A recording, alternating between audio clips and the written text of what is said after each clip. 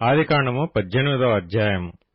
మరియు మమ్రే దగ్గరనున్న సింధూర వనములో అబ్రాహాము ఎండవేళ గుడారపు ద్వారమందు కూర్చుని ఉన్నప్పుడు యెహోవా అతనికి కనబడెను. అతడు కన్నులెత్తి చూచినప్పుడు 3 మనుష్యులు అతని ఎదుట నిలువబడి యుండిరి.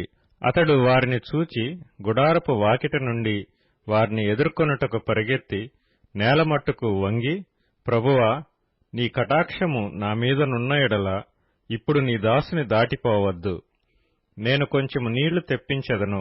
దయచేసి కాళ్లు కడుగుకొని ఈ చెట్టు క్రింద అలసట తీర్చుకొనిడి. కొంచెం ఆహారం తెచ్చెదను. మీ ప్రాణములను బలపరుచుకొనిడి. తరువాత మీరు వెళ్లవచ్చును. ఇందు నిమిత్తము గదా మీ దాసుని యొద్దకు వచ్చితిరనెను. వారు నీవు చెప్పినట్లు చేయమనగా అబ్రాహాము గుడారములోనున్న శారా యొద్దకు త్వరగా వెళ్లి, నీవు త్వరపడి 3 మానికల మెత్తని పిండిని తెచ్చి పిసికి రొట్టెలు చేయమని చెప్పెను.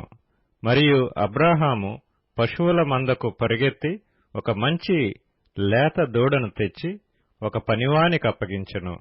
వాడు దాని త్వరగా సిద్ధపరచెను. తరువాత అతడు వెన్నను పాలను తాను సిద్ధం చేయించిన దూడను తెచ్చి వారి ఎదుట పెట్టి, వారు భోజనము చేయుచుండగా వారి యొద్ద ఆ చెట్టు క్రింద నిలుచుండెను. వారతనితో, నీ భార్య అయిన శారా ఎక్కడనున్నదని అడుగగా అతడు అదుగో గుడారములోనున్నదని చెప్పెను. అందుకాయన, మీదటికి ఈ కాలమున నీ యొద్దకు నిశ్చయముగా మరలా వచ్చెదను.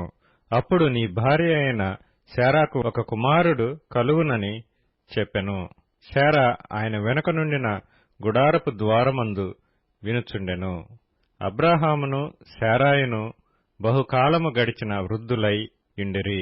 స్త్రీ ధర్మము శారాకు నిలిచిపోయిన గనుక శారా, నేను బలము ఉడిగిన దానినైన తరువాత నాకు సుఖము కలుగునా? నా యజమానుడును వృద్ధుడై ఉన్నాడు కదా అని తనలో నవ్వుకొనెను. అంతటా యెహోవా అబ్రాహాముతో, వృద్ధురాలనైన నేను నిశ్చయముగా ప్రసవించెదనా అని శారా నవ్వనేలా? యెహోవాకు అసాధ్యమైనది ఏదైనానున్నదా?